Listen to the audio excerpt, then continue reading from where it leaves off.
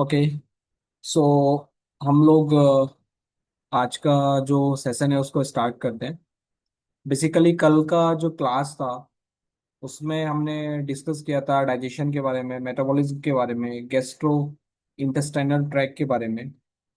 And आज हम लोग जो डिस्कस करने वाले हैं स्लीप साइकिल के बारे में, साथ में स्ट्रेस के बारे में और इम्यूनिटी के बारे में, इम्यून सिस्टम के बारे में। सो इन सब चीज़ों के बारे में आज हम डिस्कस करेंगे।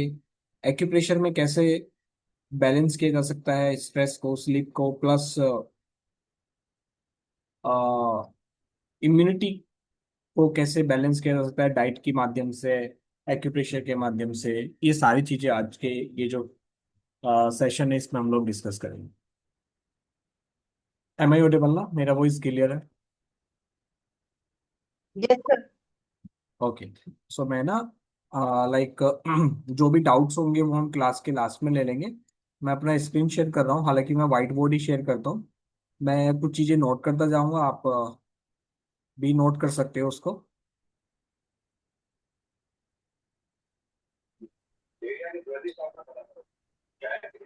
ठीक है, मैं अपनी तरफ से भी आप सभी का जो माइक है वो म्यूट कर देता हूँ, जिससे कि क्लास के बीच में डिस्टरबेंस ना हो। जैसे जैसे हम सभी लोग ज्वाइन कर रहे हैं, सो ट्राई करेंगे अपना जो कैमरा है उसको ऑन रखने का।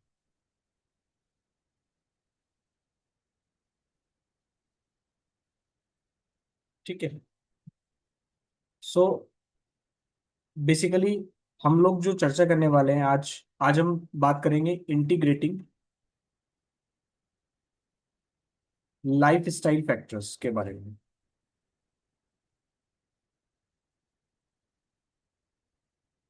जिसमें आपका स्लीप आ जाता है, जिसमें आपका स्ट्रेस आ जाता है और अदर फैक्टर्स उसमें इंक्लूड हो जाते हैं। तो जैसे कि कल की जो क्लास थी उसमें हम लोग बात कर रहे थे न्यूट्रिशन के बारे में, उसमें हम लोग डिस्कस कर रहे थे एक्सरसाइज के बारे में। और ये हम लोग बात कर रहे थे कि न्यूट्रिशन हो गया, एक्सरसाइज हो गया, ये हमारी फर्स्ट प्रायोरिटी है या फर्स्ट थिंग है। जब भी हम अपने माइंड में हेल्थ के बारे में सोचते हैं तो ये आता है, डाइट को, एक्यूप्रेशर को, फिजिकल एक्टिविटी को बैलेंस करके हम हम हमारी बॉडी को हेल्दी रख सकते हैं, फिट रख सकते हैं, फाइन रख सकते हैं। लेकिन एक जो अच्छा और एक ट्रू जो लाइफस्टाइल होता है वो बेसिकली कहीं ना कहीं आपका होलिस्टिक अप्रोच के साथ होता है। और हम पहले भी हमने काफी बार क्लास में डिस्कस किया है कि acupressure is a holistic approach of treatment. हम बीमारी के नाम से इलाज नहीं करते हैं। तो इवन डाइट के साथ साथ, एक्सरसाइज के साथ साथ, फिजिकल एक्टिविटी के साथ साथ जो अदर हैबिट्स होती हैं, और अदर जो हैबिट्स हैं उनसे मेरा मतलब है जैसे कि किसी पर्सन का स्लीप पैटर्न। ठीक है, स्लीप पैटर्न,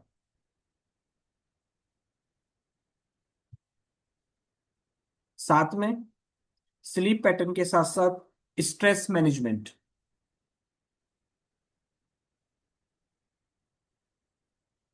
ठीक है। और डेली जो फिजिकल एक्टिविटी होती है वो एक इम्पोर्टेंट रोल प्ले करता है वेल बीइंग। ठीक है। तो एज ए थेरेपिस्ट हमें, जब भी हम किसी पेशेंट को ट्रीट कर रहे हैं, ठीक है, तो हम इन सभी फैक्टर्स पे भी हमें ध्यान देना चाहिए। तो आपने ध्यान दिया होगा जब हम एक्यूप्रेशर का ट्रीटमेंट फॉर्म फिल करते हैं, आप सभी के पास होगा, तो उसमें हम ये सारी चीजें डिस्कस करते हैं। स्ट्रेस तो नहीं है, स्लीप साइकिल कैसा है, डाइजेशन कैसा है, टेस्ट में क्या पसंद है, खाने का क्या मन कर रहा है, प्रेजेंट में क्या क्या सिम्टम्स है, पास्ट में क्या हिस्ट्री रही है, ये सारी चीजें डिस्कस करने के बाद हम लोग ट्रीटमेंट प्रोटोकॉल प्रिपेयर करते हैं। ठीक है। तो सबसे पहले आइए बात करते हैं स्लीप के बारे में, नींद के बारे में। तो स्लीप एक सिंपल वे में आप लिख सकते हो कि स्लीप एक तरीके से द फाउंडेशन है। Sleep is the foundation and, और we can say sleep is the foundation for recovery and balance. Foundation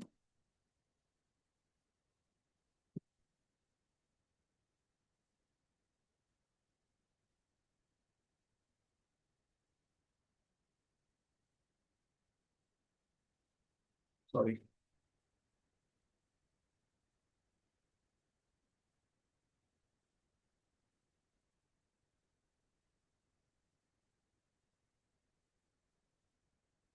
for recovery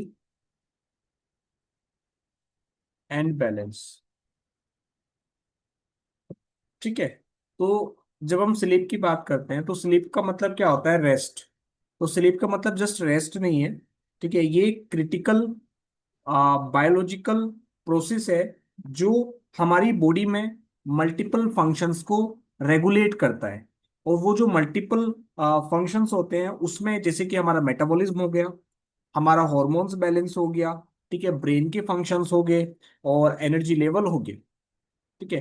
तो स्लीप का मतलब सिर्फ रेस्ट नहीं है कि मान लीजिए स्लीप एक रेस्टिंग पोजिशन है, इसमें हमने एक्टिविटी किया दिन में, रात को हम सोने लगे।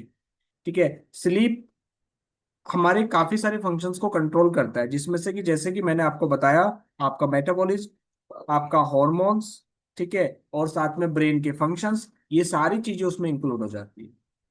ठीक है। अब मान लीजिए कोई पर्सन है, कोई पेशेंट है जिसका नींद डिस्टर्ब है, सही से नींद नहीं आता है। तो जब उस व्यक्ति का नींद डिस्टर्ब होगा तो हमें, जो मैंने ये बताया, हॉर्मोन्स, मेटाबॉलिज्म लेवल पर, हॉर्मोन्स लेवल पर, ब्रेन के फंक्शंस पर, ठीक है, और एनर्जी लेवल पर भी हमें उसका इम्पैक्ट देखने के लिए मिलेगा। इसलिए स्लीप इज वेरी इंपॉर्टेंट। अच्छी नींद अच्छे स्वास्थ्य का एक प्रतीक होता है। ठीक है। तो अच्छी नींद को स्टेब्लिश्ड कैसे किया जा सकता है? तो जब हम अच्छी नींद की बात करते हैं, एक अच्छी स्लीप साइकिल की बात करते हैं, तो उसके लिए हमें एक प्रॉपर स्लीप को शेड्यूल करना होता है।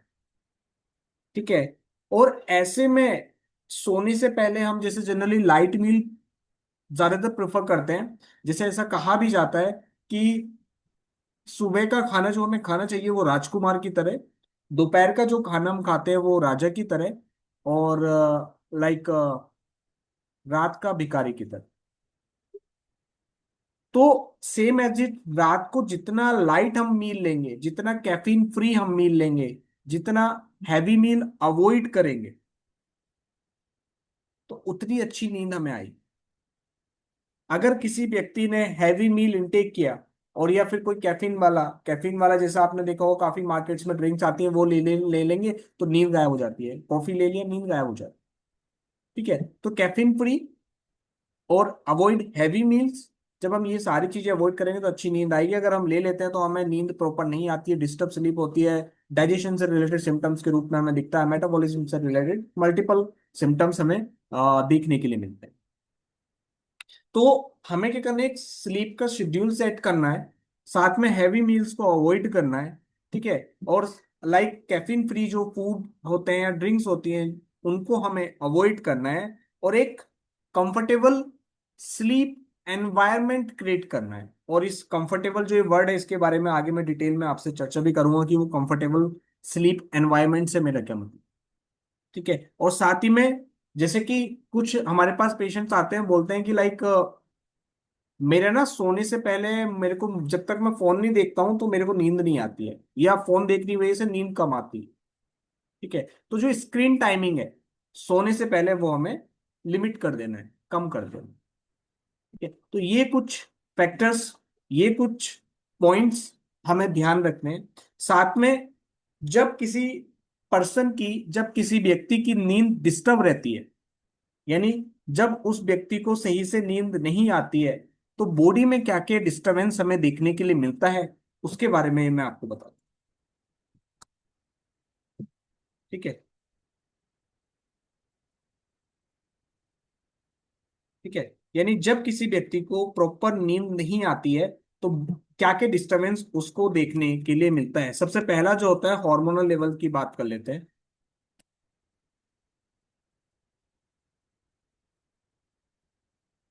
तो हार्मोनल लेवल पे जब हम लोग बात करते हैं, जब किसी व्यक्ति को प्रॉपर स्लीप नहीं आ रही होती है, तो हार्मोनल लेवल पर हमें जो डिस्टरबेंस देखने के लिए मिलता है वो ये मिलता है कि जैसे कि आपने सुना होगा, एक हार्मोन होता है जिसे हम हंगर हार्मोन के नाम से जानते हैं। ठीक है। हंगर हार्मोन क्या करता है, जब हम लाइक एक तरीके से हमें प्रॉपर नींद नहीं मिल पाता है। ठीक है, इनएडुकेट स्लीप हमारा रहता है। तो ये जो हंगर हार्मोन है ये इंक्रीज हो जाता है। और जब हंगर हार्मोन इंक्रीज हो जाता है तो जो पर्सन है, जो व्यक्ति है, उसको प्रॉपर भूख लगने लगती है, अच्छी खासी भूख फील लगने लगता है, क्रेविंग्स होती है। जिसमें कि जो क्रेविंग्स होती है उसमें भी हाई कार्ब्स की क्रेविंग्स हो सकती है। ठीक है, जो शुगर वाला जो फूड होता है उस टाइप की क्रेविंग्स होने लगती है। तो जो हंगर हार्मोन है, हंगर हार्मोन से मेरा मतलब है आ घर्लिन। ठीक है, घर्लिन एक हार्मोन होता है। ठीक है, यहाँ पर मैं नोट भी कर देता हूँ।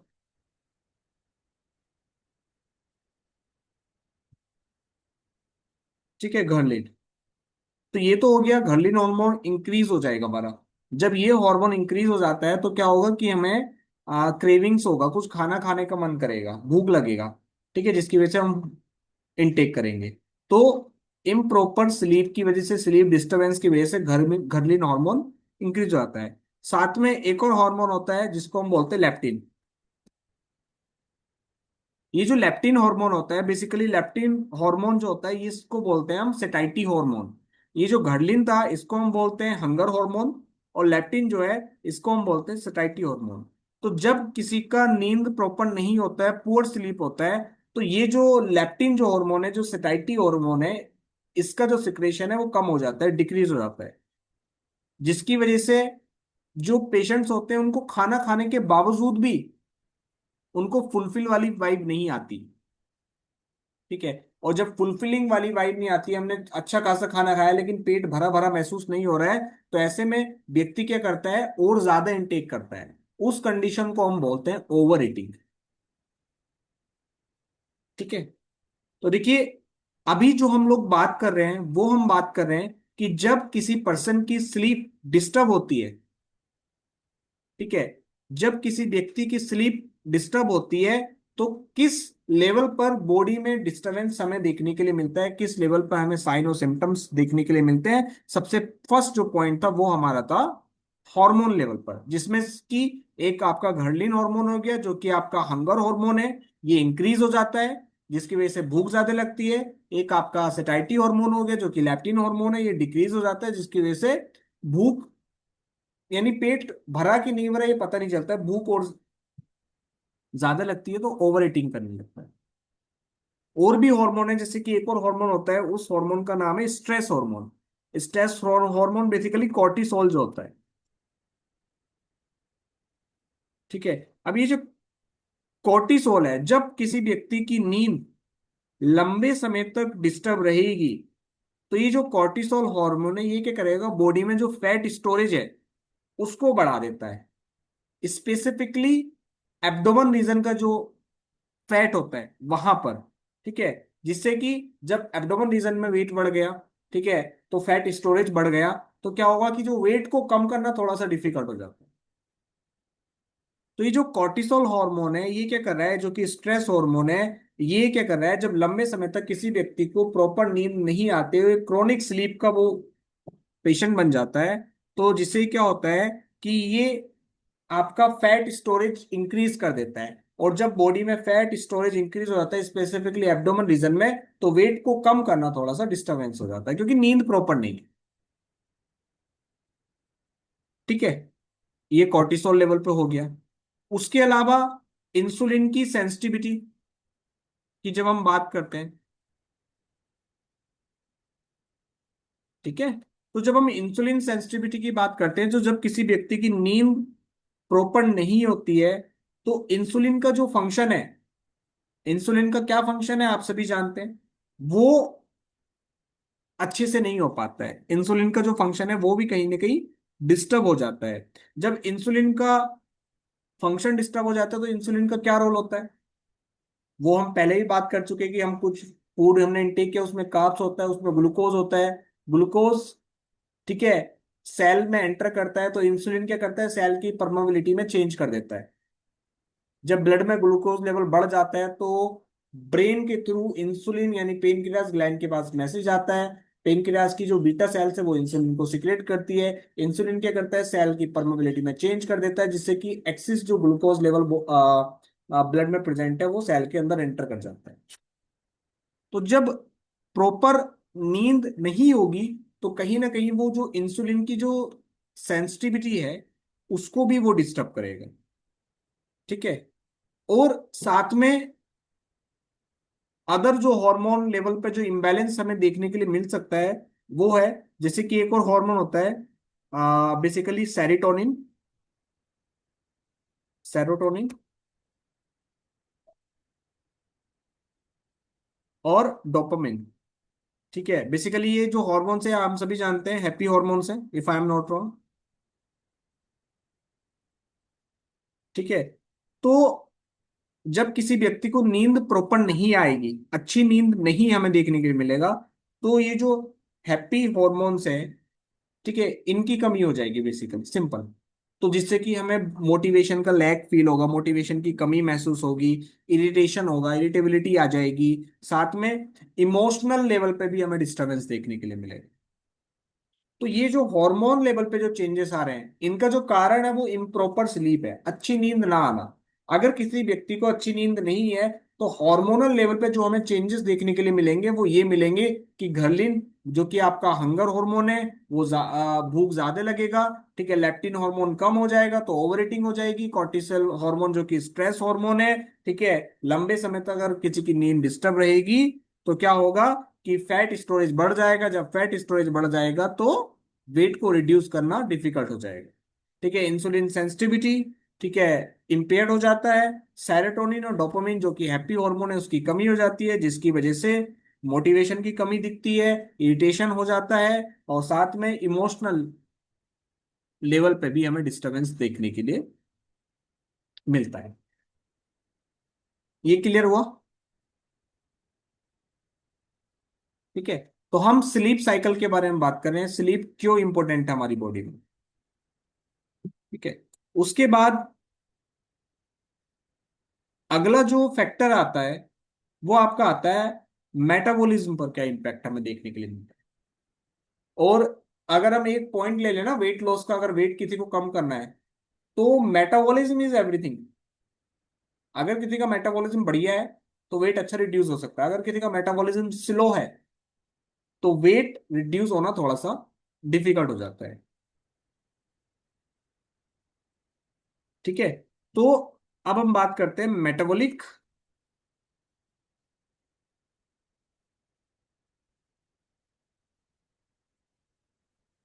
इम्पैक्ट और फिजिकल इम्पैक्ट क्या हो सकता है।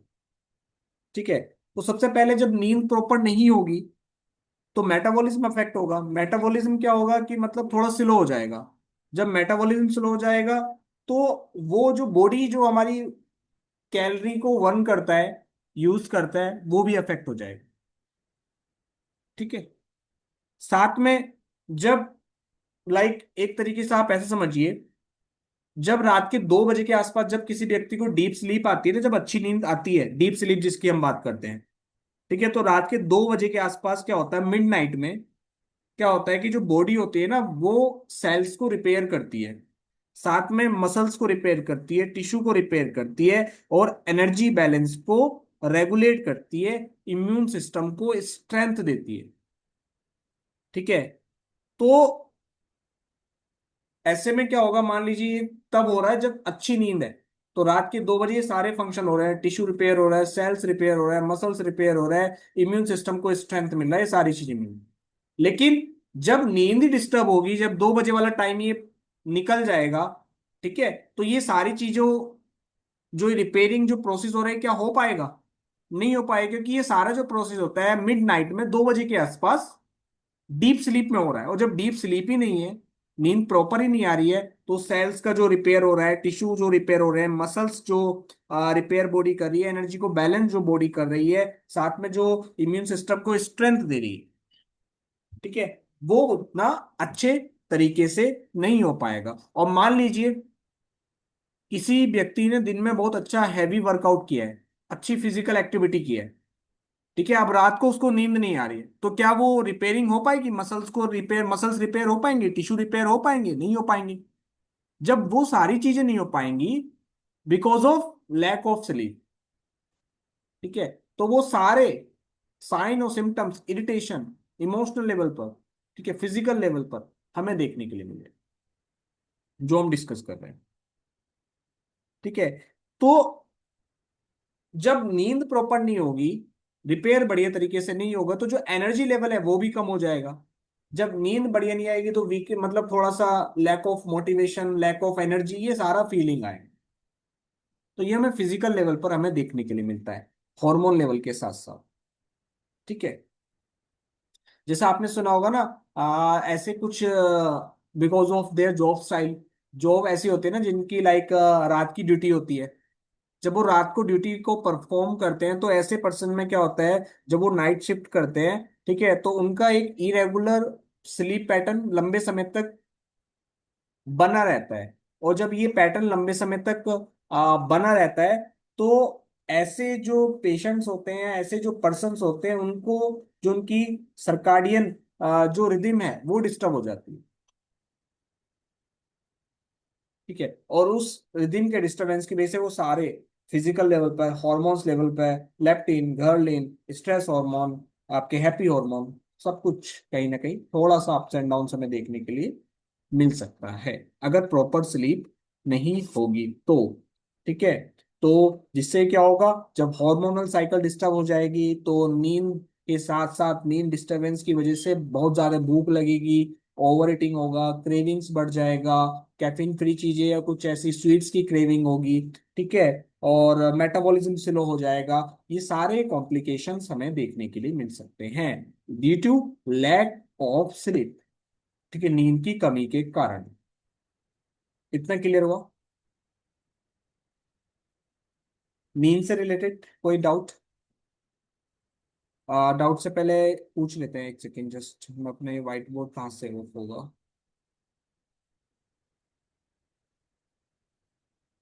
Please open your camera.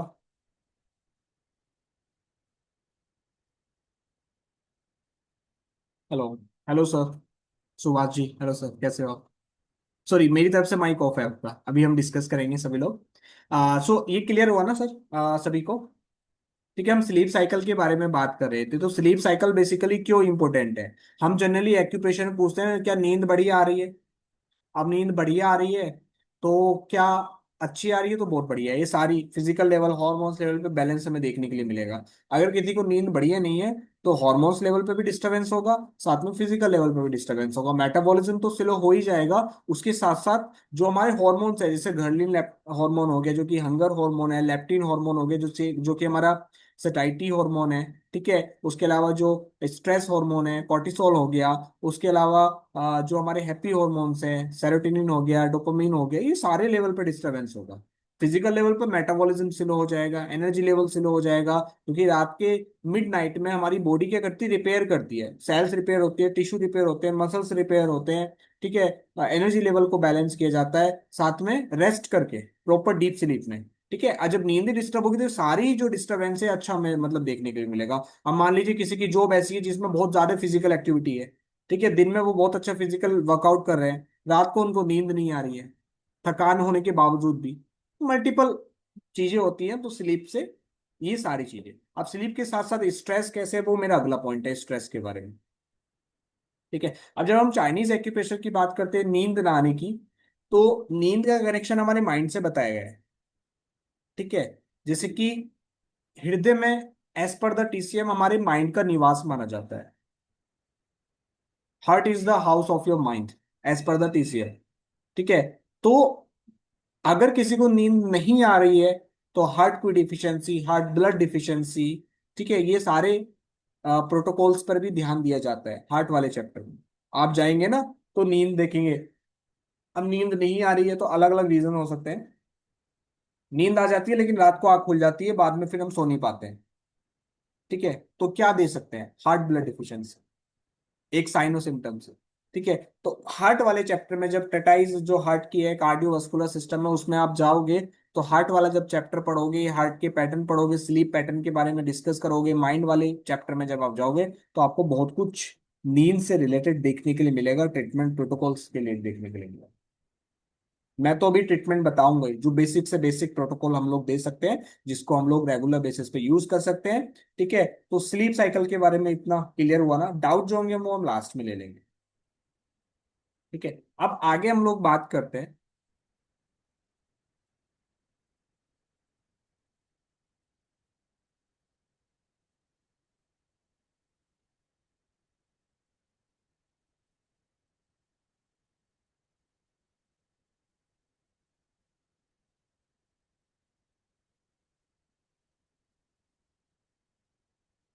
ठीक है,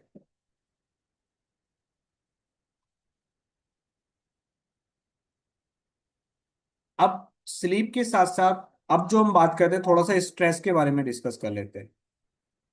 ठीक है, और आज के समय में जो स्ट्रेस है, stress is like a part of every one life. हर किसी को किसी ना किसी बात का स्ट्रेस आज के समय में देखा जाता है। ठीक है, क्योंकि ये जो संसार है, ये जो यूनिवर्स है, ये जो ब्रह्मांड है, ये जो वर्ल्ड है, ये एक तरीके की हाइपर कनेक्टिविटी है। हाइपर कनेक्टिविटी, या फिर हम एक एकेडमिक प्रेशर बोल सकते हैं। ठीक है, अब जैसे कि एकेडमिक प्रेशर मेरा इसलिए है क्योंकि हर किसी को जब स्ट्रेस है, किसी को एकेडमिक का स्ट्रेस होता है, किसी को जॉब का स्ट्रेस है। ठीक है, किसी को सोशल मीडिया का स्ट्रेस है, किसी को पर्सनल रिलेशनशिप में स्ट्रेस चल रहा है। ठीक है, और एक तरीके से हम कह सकते हैं कि ये सोशल मीडिया हो गया, ये आपका एकेडमिक प्रेशर हो गया, ये जॉब का प्रेशर हो गया। ठीक है, या फिर पर्सनल रिलेशनशिप का प्रेशर हो गया। तो ये सारे एक तरीके से फैक्टर्स हैं जो कहीं ना कहीं आपके स्ट्रेस को ट्रिगर कर सकते हैं। ठीक है, लेकिन यहां पर हम स्ट्रेस के बारे में क्यों बात कर रहे हैं, स्ट्रेस के बारे में, डाइट के बारे में, क्योंकि स्ट्रेस और डाइट भी आपस में कहीं ना कहीं एक दूसरे से रिलेटेड है। ठीक है, तो इसको मैं थोड़ा सा समझाता हूँ। जैसे मान लीजिए मेरे पास अभी कुछ दिन पहले एक मैं काउंसलिंग कर रहा था, तो उसमें मेरे पास आया एक क्लाइंट, बोलता है कि सर जब मुझे स्ट्रेस होता है ना, तो मैं क्या करता हूँ, मैं स्ट्रेस ईटिंग स्टार्ट कर देता हूँ। स्ट्रेस ईटिंग क्या होता है? स्ट्रेस ईटिंग बेसिकली क्या होता है कि स्ट्रेस में जो भी कंफर्ट फूड आपके पास अवेलेबल है, चाहे वो हेल्दी हो या अनहेल्दी हो, ठीक है, उसको आप इनटेक करना शुरू कर देते हो, चाहे भूख लगी हो या ना लगी हो। Stress eating. ठीक है, तो क्या होता है कि साइकोलॉजिकल लेवल पे जब हम लोग बात करते हैं, तो स्ट्रेस होता है वो ट्रिगर करता है आपके हार्मोन को, जो कि कॉर्टिसोल है, जो कि स्ट्रेस हार्मोन है। ठीक है, अब लंबे समय तक जब स्ट्रेस बना रहता है, ऐसा तब होता है। ठीक है, लंबे समय तक, एक दो दिन का स्ट्रेस से नहीं होता है। लंबे समय तक जब स्ट्रेस बने रहेगा तब हमें देखने के लिए मिलेगा। ठीक है, लेकिन जब लंबे समय तक हमें स्ट्रेस देखने के लिए मिलेगा, तो क्या क्या और हमारी बॉडी में चेंजेस आएंगे, उसके बारे में भी चर्चा कर लेते हैं। तो आप नोट कर सकते हो कि सबसे पहले तो जब किसी व्यक्ति को स्ट्रेस होगा, तो उसको बहुत ज्यादा भूख लगेगा, क्रेविंग्स होगा, शुगर का, मीठे का, ठीक है, हाई फैट का, जो भी कंफर्टेबल फूड होता है उस चीज का बहुत ज्यादा क्रेविंग होगा। जब किसी को स्ट्रेस होगा, तो मैंने अभी पहले भी बताया, जस्ट 5 मिनट पहले, कि जब किसी को स्ट्रेस होगा तो कॉर्टिसोल जो हार्मोन है वो बढ़ जाएगा, स्ट्रेस ट्रिगर कर जाएगा। जब वो ट्रिगर कर जाएगा, तो हमारी बॉडी में जो फैट है, फैट का जो स्टोरेज है, वो इनहेंस हो जाएगा, इंक्रीज हो जाएगा। ठीक है, अब डिस्टर्ब स्लीप क्यों है, इसको भी थोड़ा कनेक्ट करिए। डिस्टर्ब स्लीप होने की वजह से वो सारे फिजिकल हॉर्मोन्स लेवल पे हमें चेंजेस मिल रहे थे। अब डिस्टर्ब स्लीप, नींद क्यों नहीं आ रही है, तो स्ट्रेस की वजह से नींद आज नहीं आ सकती है। ठीक है, स्ट्रेस है किसी बात का जिसकी वजह से नींद प्रॉपर नहीं आ रही है। जब नींद प्रॉपर नहीं आ रही है, तो जो भी हमारे सामने अवेलेबल है उसको हम खा ले जा रहे हैं, उसको इनटेक कर दे रहे हैं फूड की फॉर्म। ठीक है, तो देखिए सबसे पहले मैंने बताया स्लीप के बारे में।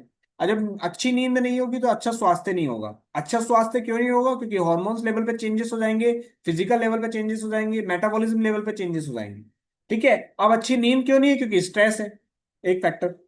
अब स्ट्रेस है तो स्ट्रेस क्या करेगा? पुअर स्लीप लाएगा। जब नींद प्रॉपर नहीं आएगी तो क्रेविंग्स होगा, शुगर का क्रेविंग्स होगा या अदर फूड का क्रेविंग्स होगा, तो हम स्ट्रेस ईटिंग कर लेंगे। स्ट्रेस ईटिंग कर लेंगे तो बॉडी में क्या होगा, फैट का जो डिपोजिशन है या फैट का जो स्टोरेज है वो इंक्रीज हो जाएगा। जब फैट का स्टोरेज इंक्रीज हो जाएगा तो वो वेट गेन की तरफ जाएगा। ठीक है। जो स्ट्रेस होता है बेसिकली क्या करता है, कहीं ना कहीं हमारा जो मूड होता है, ठीक है, मोटिवेशन होता है, उसको भी अफेक्ट कर देता है। ठीक है। तो स्ट्रेस की वजह से एक्सरसाइज करना, मूवमेंट करना, ठीक है, ये सारी चीजें डिस्टरबेंस की तरफ जाती है। उसके अलावा स्ट्रेस की वजह से हॉर्मोन्स लेवल पे भी हमें चेंजेस देखने के लिए मिल सकते हैं, जैसे कि मैंने बताया कॉर्टिसोल लेवल पर। उसके अलावा आपका एक तरीके से इंसुलिन लेवल पर, ठीक है, और आपका बिहेवियर लेवल पे भी आपको चेंजेस देखने के लिए मिलेगा। इमोशनल ईटिंग होगा, ठीक है, साथ में स्लीप का डिस्टरबेंस होगा, मोटिवेशन की कमी होगी, ठीक है, आपका लाइक वर्कआउट करने का मन नहीं करेगा, चीट मील्स आप ज्यादा करोगे, मल्टीपल सिम्टम्स आपको देखने के लिए मिलेंगे। फिजिकल लेवल पर ये देखने के लिए कि मिलेगा कि मसल्स आपकी टेंस हो जाएंगी, सर में दर्द होगा, फैटिक फील होगा, इस टाइप के सिम्टम्स आपको देखने के लिए मिलेंगे। साथ में कहीं ना कहीं आपका डाइजेशन गड़बड़ हो जाएगा, आपका गट हेल्थ गड़बड़ हो जाएगा। जब गट हेल्थ और डाइजेशन गड़बड़ हो जाएगा तो कहीं ना कहीं जो न्यूट्रिएंट्स है उनका एब्जॉर्प्शन उतना अच्छे से नहीं हो पाएगा, वो भी अफेक्ट करेगा, क्रेविंग्स बेसिकली अफेक्ट हो जाएगा साथ। ठीक है, इतना क्लियर हुआ, थोड़ा सा आइडिया लगा। अब थोड़ा और बात करते हैं कि स्ट्रेस के लिए ना कुछ स्ट्रेटेजी होती है जो आप फॉलो कर सकते हो। ठीक है, बेसिकली स्ट्रेस क्या होता है, स्ट्रेस एक तरीके का यू कैन नोट डाउन कि stress can make the body hold on to fat. मतलब ये जो स्ट्रेस है ये फैट को होल्ड कर सकता है। ये जो स्ट्रेस है ये क्रेविंग को इंक्रीज कर देता है। यही बायोलॉजी है। ठीक है, ये कोई पर्सनल फेलियर नहीं है कि वजन बढ़ गया। ठीक है, स्ट्रेस के कारण भी वजन बढ़ सकता है। ठीक है, तो ऐसे में कुछ स्मॉल स्ट्रेस मैनेजमेंट टेक्निक्स होती हैं जो मोटिवेशन को इम्प्रूव कर सकती हैं, जो एनर्जी लेवल को इम्प्रूव कर सकती हैं। ठीक है, और अच्छा डाइट प्लान करके भी पॉजिटिव चेंज हमें देखने के लिए मिल सकता है, क्योंकि माइंड और बॉडी का कनेक्शन है, फिजिकल और मेटाफिजिकल आपस में कहीं ना कहीं कनेक्टेड हैं। तो स्ट्रेस को मैनेज करने के लिए, स्लीप को इम्प्रूव करने के लिए, एपेटाइट को कंट्रोल करने के लिए, हेल्दी हैबिट्स को एड ऑन करने के लिए कुछ प्रैक्टिकल स्ट्रेटजीज होती हैं जो स्ट्रेस को मैनेज कर सकती हैं। जैसे कि नंबर वन पर आता है एक आपका डीप डीप ब्रीथिंग। ठीक है, जैसे कि 1 से 2 मिनट का स्लो डीप ब्रीथिंग जो टेक्निक होती है वो कहीं ना कहीं आपके नर्वस सिस्टम को रिलैक्स कर देती है। ठीक है, अब जैसे कि मैं बोलूंगा टेक ए डीप ब्रेथ, गहरी सांस लीजिए। तो गहरी सांस आप लेंगे ना, तो मैं जब तक बोलूंगा ना 1 2 3 4, 1 2 3 4, तब तक आप लेते रहिए। ठीक है, अब जब आप मैं बोलूंगा कि जो आपने गहरी सांस लिया वो छोड़ना है, तो मैं फिर से काउंट करूंगा 1 2 3 4 5 6। ठीक है, तो तब तक आप छोड़ते रहिए जब तक 6 पूरा नहीं होता। तो ये डीप इनहेलिंग की टेक्निक होती है। श्वास लेने के लिए लेते जाइए और मैं काउंट करूंगा 1 2 3 4। ये अपने आप से आप काउंट करिए 1 2 3 4। जब श्वास छोड़ेंगे जो आपने लिया है 1 2 3 4 5 6 तक छोड़ेंगे। तो ये जो डीप इनहेलिंग टेक्निक है बेसिकली ये क्या करता है, ये आपके नर्वस सिस्टम को रिलैक्स करता है। ठीक है, और जब नर्वस सिस्टम रिलैक्स होता है तो आपका जो स्ट्रेस लेवल है, जो कॉर्टिसोल लेवल है जो ट्रिगर हो चुका है, उसमें भी कहीं ना कहीं पॉजिटिव चेंज आपको देखने के लिए मिलता है। ठीक है, उसके अलावा दूसरा एक पॉइंट ये भी ऐड ऑन कर सकते हैं, ये आप डेली ऐड ऑन कर सकते हैं जिनको स्ट्रेस रहता है, ऐसा कुछ है, नींद डिस्टरबेंस है, तो आप ये डेली डीप हीलिंग वाली जो टेक्निक है ये आप ऐड ऑन कर सकते हैं मेडिटेशन के टाइम पर। ठीक है, 2 से 3 मिनट के लिए डेली बेसिस पर। ठीक है, दूसरा है फिजिकल एक्टिविटी। फिजिकल एक्टिविटी क्या होता है? जब हम मूवमेंट करते हैं ना, जब हमारा मूवमेंट होता है तो हमारा एक तरीके से एक हार्मोन होता है जो हमें अच्छा फील करवाता है, उस हार्मोन का नाम है एंडोमॉर्फिन। एंडोफिन। ठीक है, एंडोफिन। ENDORPHINS। एंडोफिन्स। ये एक तरीके का ऐसा हार्मोन है जो अच्छा फील करवाता है। तो जब हम फिजिकल एक्टिविटी करते हैं तो कहीं ना कहीं ये जो हार्मोन है ये रिलीज होता है, और जो कॉर्टिसोल लेवल है वो रिड्यूस होता है। ठीक है, तो हमें क्या करना है, इंकरेज करना है। ठीक है, ऐसी एक्टिविटी को जो पर्सन इंजॉय करता हो, जैसे कि वॉक करता हो, किसी को वॉकिंग पसंद होती है, किसी को योगा करना पसंद होता है, किसी को डांस करना पसंद होता है, किसी को वीआर फिटनेस। वीआर फिटनेस का मतलब पता है? वीआर का एक वर्चुअल एक होता है कि ऐसा लगता है कि आप किसी ऐसी एरिया में, गार्डन में, आपको वर्चुअल जो होता है ना वीआर जो लगाते हैं, एक जैसे वीडियो गेम खेलते हैं वीआर वाला, तो वैसा आपको फील करवाता है वो देखकर कि आप किसी अलग ही लेवल पर हो या अलग ही दुनिया में हो, जैसे कि आप घर पे हो लेकिन आपको फील होगा कि आप गार्डन में खड़े हो लाइव। ठीक है, वीआर। तो ऐसा वीआर एक्सरसाइज होता है। ठीक है, तो लोग बहुत करते हैं जिनको पसंद होता है। तो मतलब क्या करना है, फिजिकल एक्टिविटी को इनहेंस करना है, तो फिजिकल एक्टिविटी हम अपनी जबरदस्ती तो नहीं करवा सकते। तो फिजिकल एक्टिविटी जो उस व्यक्ति को जिस टाइप की एक्टिविटी पसंद है वो हम एड ऑन करवा सकते हैं। और हर किसी को अलग अलग टाइप की एक्टिविटी पसंद होती है, किसी को डांस करना पसंद होता है, किसी को मेडिटेशन पसंद होता है, किसी को योगा करना पसंद होता है, किसी को बीआर एक्सरसाइज पसंद होती है। ठीक है, डिपेंड करता है। ठीक है, या फिर डांस पार्टी लिविंग रूम में, ठीक है, ऐसा कुछ करना, या फिर लाइक 10 मिनट्स का अच्छे तरीके से डांस करना, बेसिकली जिसमें फन हो और मजा भी आए और एक्टिविटी भी हो जाए। तो फिजिकल एक्टिविटी क्या करेगी, हैप्पी जो हार्मोन है उसको रिलीज करेगी, यानी जो हार्मोन जो हमें अच्छा फील करवाता है एंडोफिन, उसको रिलीज करेगी, और जो कॉर्टिसोल है उसको रिड्यूस करता है। तो एक तो हो गया डीप ब्रीथिंग टेक्निक स्ट्रेस को मैनेज करने के लिए, दूसरा हो गया हमारा फिजिकल एक्टिविटी। ठीक है, तीसरा हो गया हॉबीज। ठीक है, और ब्रेक्स। जैसे जो भी हम काम करते हैं, जितना ज्यादा हम काम करेंगे उतना ज्यादा स्ट्रेस होगा, तो बीच बीच में हमें ब्रेक लेता भी रहना चाहिए। ब्रेक ले सकते हैं बीच बीच में, जो भी अपने काम के बीच में है। ठीक है, और उसमें हमारी जो हॉबी होती है, जैसे किसी को मूवीज देखना पसंद है, किसी को गेमिंग करना पसंद है, किसी को गार्डन में घूमना पसंद है। ठीक है, तो ये सारी चीजें, किसी को पेंटिंग करना पसंद है, तो ये सारी चीजें बीच बीच में, ब्रेक के बीच में अगर आप करते रहोगे तो आपके माइंड में रिलैक्सेशन आएगा। जब रिलैक्सेशन आएगा तो आपका जो स्ट्रेस है वो कहीं ना कहीं कम होगा। सेम, जब रिलैक्सेशन आएगा, जो रिलैक्सेशन आएगा तो अच्छा फील होगा, अच्छा फील होगा तो मतलब वो हार्मोन जो अच्छा फील करवाता है वो इंक्रीज हो गया है, और जो कॉर्टिसोल हार्मोन है जो स्ट्रेस को रिड्यूस बताता है वो डिक्रीज हो गया है। सिंपल। ठीक है, तो ये टेक्निक हम लोग एड ऑन कर सकते हैं। एक और कर सकते हो, प्लानिंग एंड ऑर्गेनाइजेशन। प्लानिंग और ऑर्गेनाइजेशन मतलब आप पूरा प्रॉपर अपना डे से लेकर, मॉर्निंग से लेकर इवनिंग तक का रूटीन प्लान कर सकते हो, जिसमें खाना किस टाइम है, वर्कआउट किस टाइम करना है। ठीक है, प्लस किस टाइप का मील आपने खाना है, तो वो सारी चीजें आपका प्लानिंग एंड ऑर्गेनाइजेशन में आ जाता है।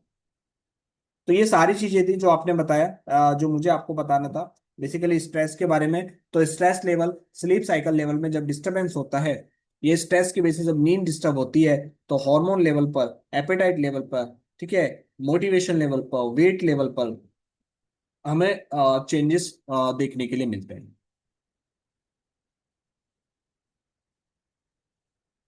क्लियर हुआ? ठीक है, ये ज्यादा तो नहीं हो, please open your camera. Monika ji, Smita ji, Mamta ma'am, सभी लोग।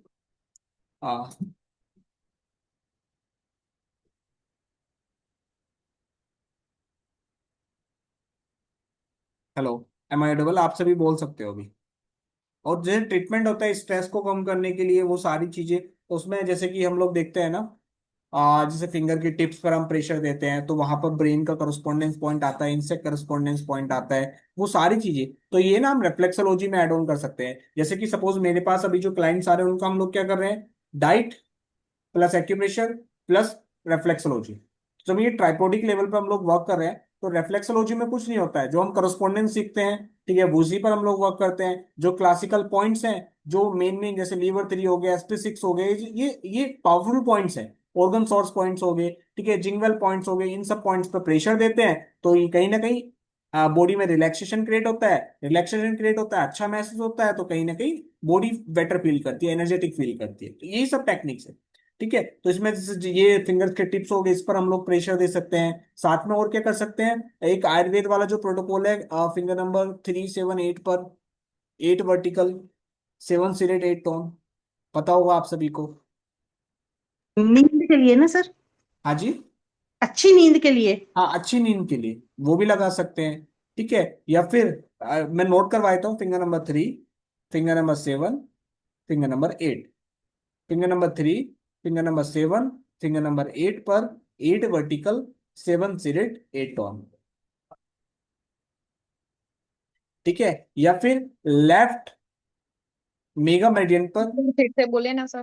Finger number 3, finger number 7, finger number 8 पर 7 8 वर्टिकल, 7 सीरेट 8 टोन। 7 shaded 8 tone. और 8 टर्न। हाँ जी। ओके। ठीक है, उसके अलावा ये भी कर सकते हैं, लेफ्ट मेगा मेडियन पर पिंक कलर लगाते हैं ना दो यहाँ पर, वो भी कर सकते हैं। ठीक है, उसके अलावा बोथ इंडेक्स फिंगर के वाच ज्वाइंट पर मेथी की स्ट्रिप लगाकर सो जाइए।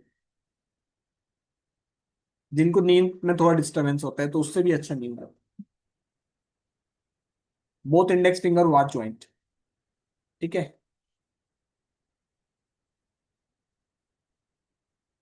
इस तरीके से। सर बोथ मिडिल फिंगर के यांग ब्रेन में भी पिंक कलर हाँ चलेगा? बिल्कुल बिल्कुल, आप लगा सकते हो मिडिल फिंगर के यांग ब्रेन में, यानी मिडिल फिंगर की एनसीएच की आप बात कर रहे हो, वहां पर भी हम लोग पिंक कलर लगा सकते हैं, क्योंकि 7 8 फिंगर है। 7 को सिलेक्ट किया, 8 को टोन किया, तो 7 का सिलेक्शन कलर पिंक है, 8 का टोनिफिकेशन कलर पिंक है। ठीक है, तो पिंक पिंक, तो आप मिडिल फिंगर के एनसीएच पर पिंक कलर लगा सकते मैं क्या करती हूँ सर कि दोनों मिडल फिंगर के नाखून के नीचे और थंब के नाखून के नीचे पिंक कलर करती हूँ। और कलाई पे 1 2 3 नंबर थेरापी, तो उससे भी अच्छी नींद आ जाती हैं। हाँ, नींद आ जाती है, लेकिन परमानेंट सॉल्यूशन के लिए ना, जो मैंने टेक्निक्स आपको बताई, डीप ब्रीथिंग टेक्निक हो गई, बहुत अच्छी है। ये है। ओके। आप यूज कर सकते हो। आपने कुछ नहीं करना है, जैसे कि अब मैं जब बोलूंगा ना इनहेल करना है, तो आप धीरे धीरे, आप अभी कैमरा ऑन कर लेंगे तो हम एक प्रैक्टिस कर सकते हैं। जब मैं बोलूंगा इनहेल, ठीक है, तो 1 2 3 4 तक काउंट करूंगा, तो आपने इनहेल ही करना है तब तक। ठीक है, और फिर वापस मैं 1 2 3 4 5 6 तक काउंट करूंगा, तब उस काउंटिंग के दौरान एक्सहेल करना है, धीरे धीरे सांस लेना है और धीरे धीरे सांस छोड़ना है। जब सांस लेंगे तो 1 से 4 तक की गिनती करेंगे, जब सांस छोड़ेंगे तो 1 से 6 तक का काउंट करेंगे। वो डीप ब्रीथिंग का टेक्निक है। हाँ, वो योगा में आ जाता है। ठीक है, तो इसको आप ऐड ऑन कर सकते हो। फिजिकल एक्टिविटी बढ़ा दीजिए। फिजिकल एक्टिविटी, जो एक्टिविटी आपको पसंद हो, आपको भांगड़ा पसंद है आप भांगड़ा करिए, आपको जुम्बा पसंद है, योगा पसंद है, मेडिटेशन पसंद है, या कान पे फोन लगाकर बात करते करते मूवमेंट करना पसंद है, वो करिए। मतलब जिसमें आपको फन लग रहा है वो एक्टिविटी आप करिए। जब मूवमेंट होगा तो हैप्पी, जो अच्छा हार्मोन है वो रिलीज होगा, जो आपको बेटर फील करवाता है, एंडोफिन, और जो आपका कॉर्टिसोल है वो रिड्यूस हो जाए। ठीक है, आई होप आज का जो ये सेशन है वो यूजफुल रहा होगा, क्योंकि मुझे अभी बताना था आपको इम्यूनिटी के बारे में भी। क्वेश्चन पूछे। हाँ जी मैम। हाँ, मैं ऐसा पूछ रही हूँ कि नींद अच्छे से आ जाती है रात को, तो पढ़ाई में क्या है, उस बच्चे को दिन में पढ़ाई कम, रात को 12 बजे से लेके 3 4 बजे तक पढ़ाई करता है, दिन में सोता है। हाँ, तो वो हो गया ना, सर्काडियन साइकिल डिस्टर्ब हो गया, तो वही बात हो गया ना। ठीक है, तो वो आप दिन में पढ़ाई करवाइए, रात को उसको सुलाइए, टाइम से थोड़ा समझाइए। ठीक है, दिन जरूरी है। दिन दिन में क्या होता है, कोई कॉन्सेंट्रेशन नहीं कर पाता हाँ, है। तो उसके लिए डीप ब्रीथिंग टेक्निक करवाइए, अलग अलग फिजिकल एक्टिविटी करवाइए। ठीक है, और एक वेल प्लानिंग एंड ऑर्गेनाइजेशन करवाइए, ऑर्गेनाइज करवाइए चीजों को। प्लानिंग एंड ऑर्गेनाइज जब आप करवाओगे तो ये चीजें ऑटोमेटिकली बैलेंस हो जाएंगी। ओके। ठीक है, सो अभी आ, 5 10 मिनट और है अपने पास, आगे बढ़ बात कर सकते हैं। अच्छा ठीक है, थोड़ा सा ना इम्यूनिटी के बारे में बात कर लेते हैं। मैं अपनी स्क्रीन शेयर कर रहा हूँ।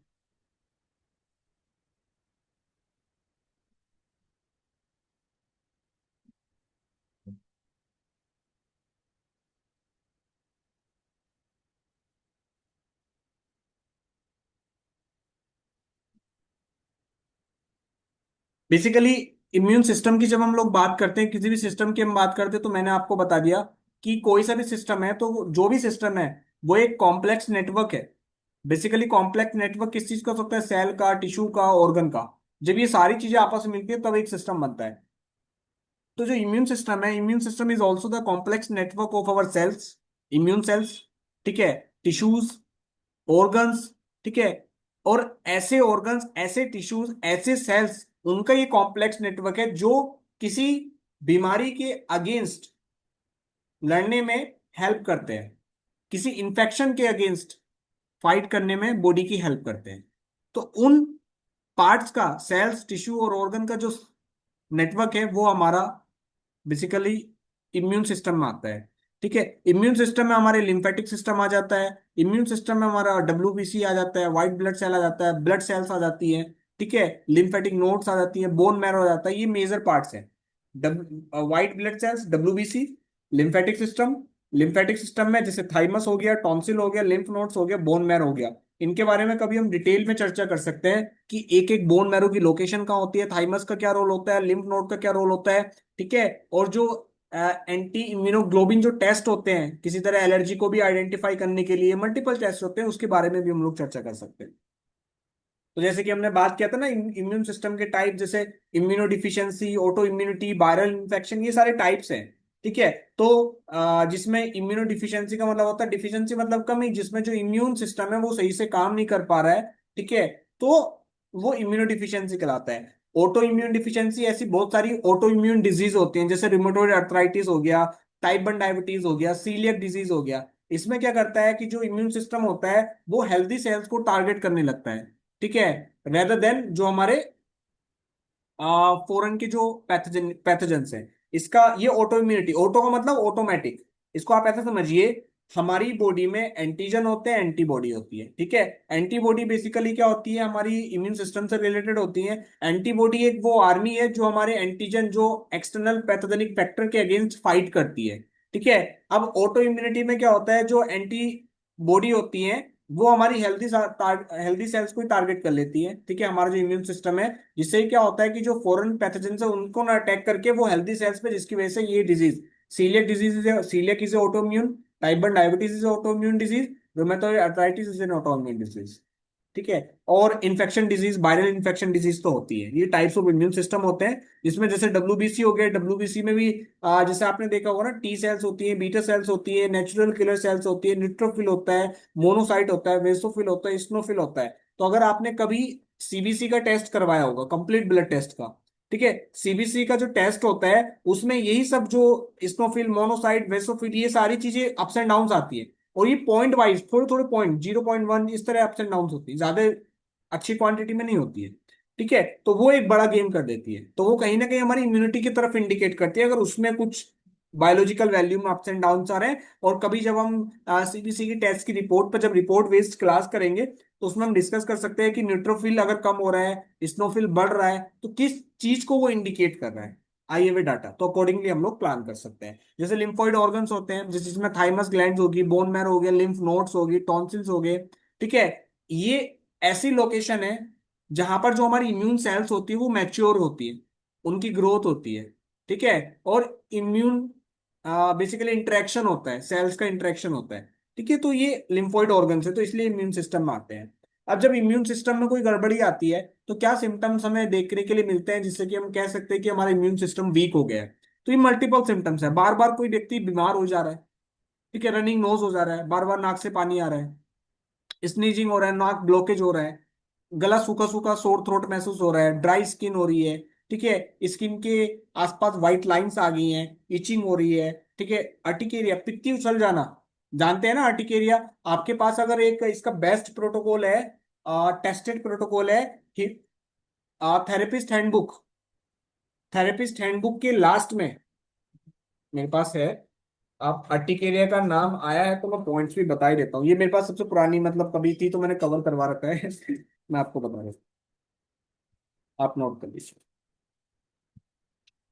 आर्टिकेरिया का प्रोटोकॉल नोट कर लीजिए। LI11, LI11 पित्ती उछलना, ठीक है। और जहां पर ऐसी लोकेशन पित्ती उछल गई है जहां पर बहुत ज्यादा ईचिंग हो रही है, सीवियर ईचिंग हो रही है, ठीक है, हॉटनेस की वजह से, ठीक है, हीट की वजह से, विंड हीट की वजह से, तो LI11, governing vessel 14, UV12, SP10, LI11 governing vessel 14, UV12, SP10 left and right select कर दीजिए।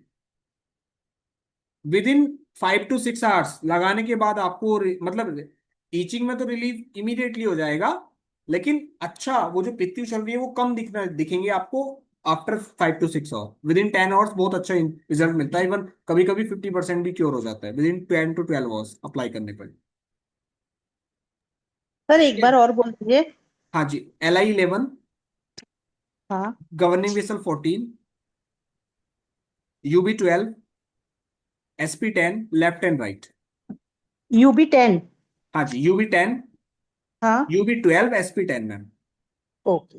हाँ जी, 4 ही पॉइंट है। LI11, governing whistle 14, UV12, SP10 select left and right. और SP10 तो हम देते ही हैं स्किन एलर्जी में ना, आपको हाँ ध्यान हाँ होगा SP9 SP10 ईचिंग में तो देते हाँ। ही है, कॉमन है। सर मेरा ठीक है। एक क्वेश्चन है। हाँ एक्चुअली जैसे जिस समय में सर्दी वगैरह होती है या ऐसे इम्यून सिस्टम में कुछ अटैक होता है तो चेहरे में भी बहुत इचिंग सी होती है ऐसे, मतलब कुछ पित्ती नहीं उछलती, लेकिन एक ऐसा लगता है जैसे कुछ चल रहा है। अभी कुछ दिन पहले मेरे साथ हुआ था, ऐसा लग रहा था जैसे कुछ चल रहा है चेहरे पे, अच्छा, हाथ पैर में। उनको ना वो लाइक उसका भी प्रोटोकॉल नोट कर लीजिए। हाँ। LI11, उसमें UV12, UV13, ठीक है, गॉल ब्लैडर 31, SP10।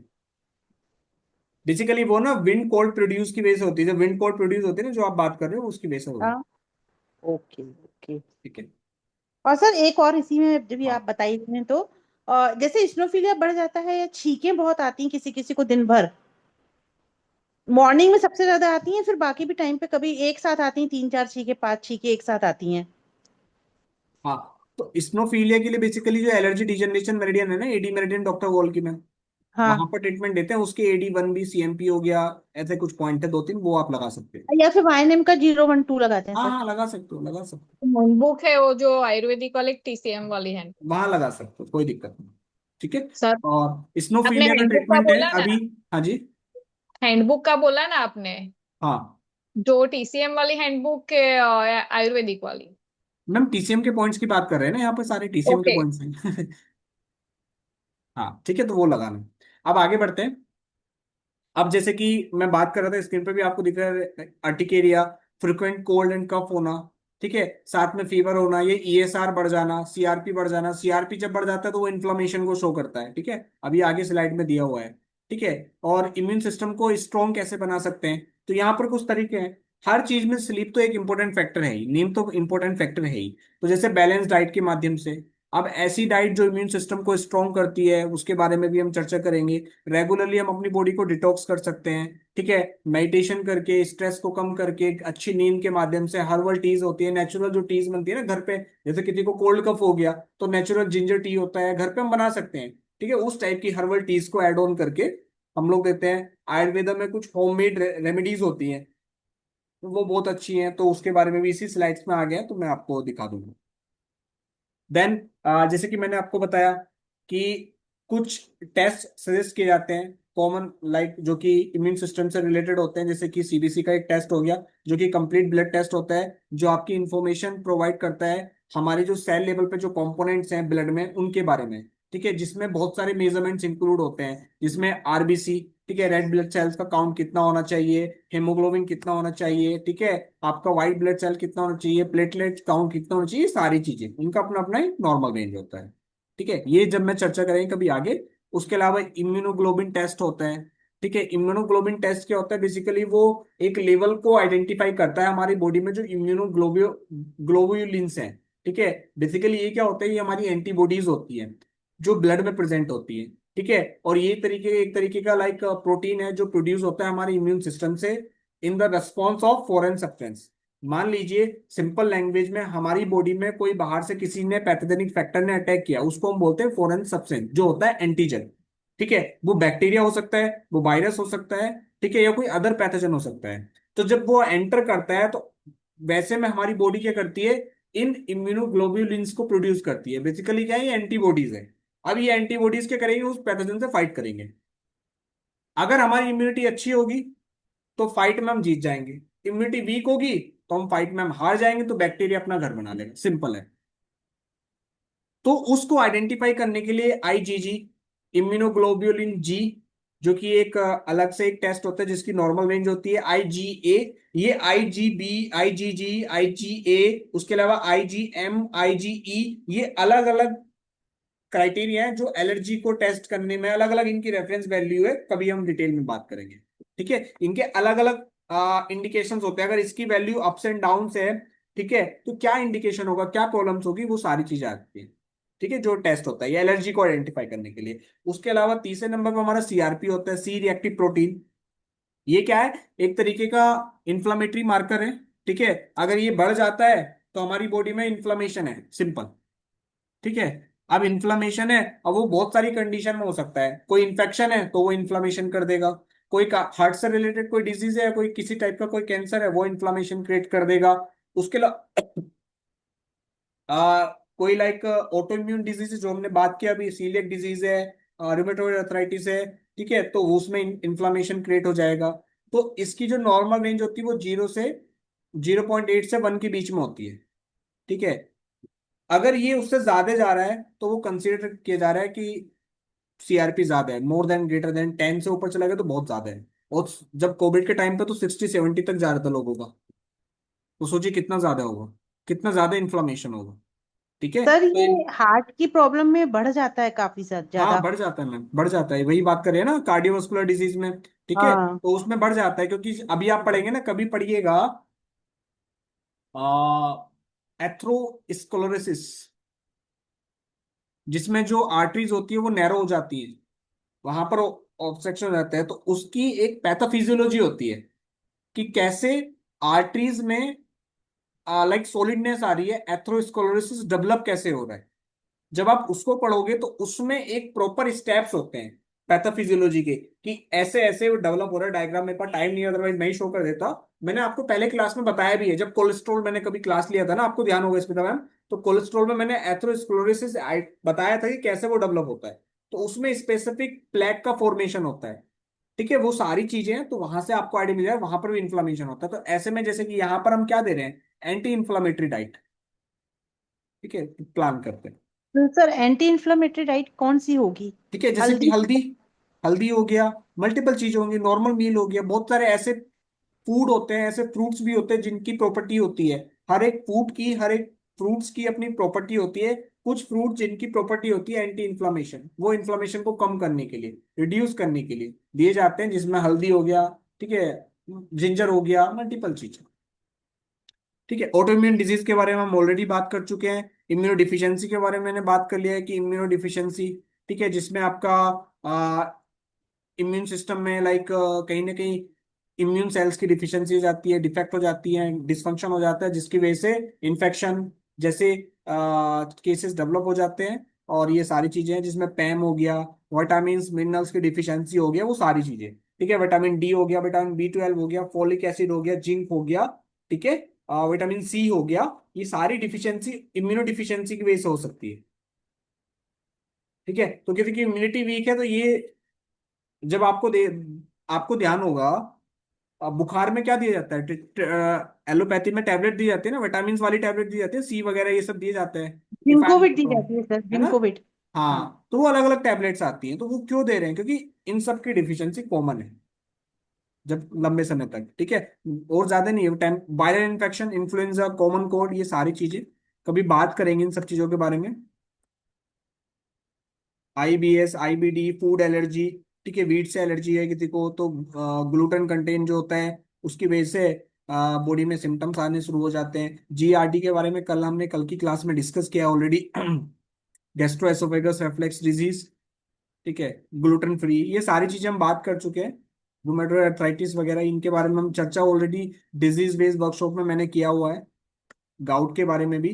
तो देखिए, एंटी इन्फ्लामेटरी डाइट आप पूछ रहे थे, दैट इज हेयर। ठीक है, जैसे कि सबसे पहले ओमेगा 3 फैटी एसिड। ठीक है, एक डाइट होती है जो रिच होती है एंटी इंफ्लामेटरी फूड्स में, जैसे कि मैंने आपको बताया, जो हेल्प करते हैं इन्फ्लामेशन को कम करने में। ठीक है, और आरए, आरए फैक्टर के जो सिम्टम्स आते हैं जब वो पॉजिटिव आ जाता है, उसको मैनेज करने में।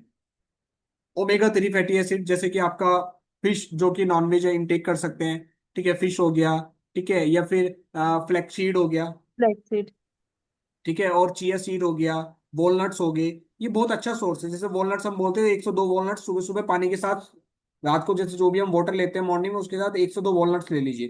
ठीक है, that is a good source of omega 3। अगर नॉनवेज नहीं टेक करते हैं, फिश कभी कभी ले सकते हैं। फ्रूट्स एंड वेजिटेबल, ऐसे फ्रूट्स एंड वेजिटेबल जो फाइटोकेमिकल्स होते हैं, ठीक है, एंटीऑक्सीडेंट रिच होते हैं, जो आपके साथ में मिलकर हेल्प करते हैं। ठीक है, जितने कलरफुल फ्रूट्स होते हैं ना, जो नेचुरल कलरफुल वाले जो फ्रूट्स होते हैं, वैरायटी होती है, तो वो बहुत अच्छे होते हैं। ठीक है, वो आप ले सकते हो। ठीक है, होल ग्रेन हमें चूज करना है, जैसे कि ब्राउन राइस हो गया नॉर्मल राइस की स्पेस पर। ठीक है, कुनोआ हो गया, ओट्स हो गए, वॉल व्हीट हो गया। ठीक है, जो फाइबर प्रोवाइड करे, न्यूट्रिएंट्स। ठीक है, जो कि ब्लड शुगर को रेगुलेट रखे। अब एंटी इंफ्लेमेटरी में हमें ब्लड शुगर को कंट्रोल करना है। अगर कार्ब्स दे देंगे, रोटी नॉर्मल दे देंगे, तो कहीं ना कहीं हमारा ब्लड शुगर स्पाइक कर सकता है। ठीक है, तो कैफीन वाली चीजें, ये सारी चीजें हमें कम करना होगा। और ये सब चीजें ऐड कर सकते हैं, जैसे टर्मरिक हो गया, ग्रीन टी हो गया, जिंजर हो गया। ठीक है, और ओमेगा 3 हो गया, लीन प्रोटीन हो गया, फ्रूट्स एंड वेजिटेबल हो गए, चेरीज हो गया, बीट हो गया। बीट जो होता है ना, बीट रूट, ये सारी चीजें। ठीक है, नट्स एंड सीड्स हो गए, जो कि हेल्दी फैट प्रोटीन होता है, एंटीऑक्सीडेंट होता है। Chia seed, walnuts, flax seed, कभी भी डाइट में ऐड ऑन कर लीजिए। चिया सीड का पानी पी लीजिए सुबह सुबह। ठीक है, भिगो के रख दीजिए। चिया सीड वाटर हो गया। फ्लैक्सीड हो गया, फ्लैक्सीड आते हैं। ठीक है, दोपहर को नाश्ता खाने में 1 कटोरी दही ले रहे हैं, उसमें फ्लैक्सीड मिक्स करके खा लीजिए, क्या दिक्कत आ रही है, पता भी नहीं चलेगा। इस तरीके से, मतलब मील को जितना जरूरी नहीं कि डायरेक्टली फ्लैक्सीड आप इनटेक करें, मील में एड ऑन करके भी आप ले सकते हो। ठीक है, हर्ब्स एंड स्पाइसेस, जैसे कि मैंने बताया कि टर्मरिक हो गया, गार्लिक हो गया, जिंजर हो गया, सबकी एंटी इंफ्लामेटरी प्रॉपर्टीज होती है। ठीक है, अब कम क्या करना है, जैसे कि कुछ ऐसे फूड होते हैं जो इसको इनहेंस कर सकते हैं, इंक्रीज कर सकते हैं, जिससे रिफाइंड कार्बोहाइड्रेट होता है। प्रोसेसिंग वाले जितने फूड्स हैं, refined unhealthy fat added, added हो गया। ठीक है, एडिटिव्स, आपने पढ़ा होगा ना एडिटिव्स। ठीक है, जो एडिटिव्स होते हैं, बेसिकली वो क्या करते हैं, आपका सेल्फ लाइफ को इंक्रीज कर देते हैं। सिंपल, किसी भी फूड की अब सेल्फ लाइफ इंक्रीज हो रही है, तो जिस जिस चीज की जितनी ज्यादा सेल्फ लाइफ है, उसमें उतना टाइप का केमिकल यूज किया जाता है जनरली। ठीक है, तो एडिटिव्स बोलते हैं उनको। ठीक है, जैसे कि नेचुरल एडिटिव्स होते हैं, जैसे आपने देखा ना, सबसे बेस्ट एग्जांपल है घर का अचार। घर पे हम लोग अचार बनाते हैं। ठीक है, तो उसमें तेल डालते हैं ना, जिससे खराब ना हो। That is the best example of additives. वो नेचुरल है, लेकिन बाहर जो प्रोसेसिंग वाले फूड है, उसमें एडिटिव ऐड किया, कलर ऐड ऑन हो रहा है, मल्टीपल चीजें उसमें ऐड ऑन हो जाती है। ठीक है, वो सारी चीजें। चलिए, आएंगे कल बात करेंगे, मुझे ये बताना था आपका। ठीक है, बहुत सारी चीजें हैं। Iron deficiency, vitamin B12, B, ये सारी चीजें मैं आपको बताऊंगा। B12 पे B9 B, ये जो होता है, बात करेंगे इन सब चीजों के बारे में। फिर आपने कल जो अरे आज पीडीएफ भेजी है ना, हाँ जी मैम। पीडीएफ भेजी ना आपने आज ग्रुप में, हाँ हाँ। वो हिंदी में है कि इंग्लिश में ही है? हाँ मैम, वो मिक्स होगी, आई थिंक इंग्लिश में होगी। इंग्लिश ही है। हाँ।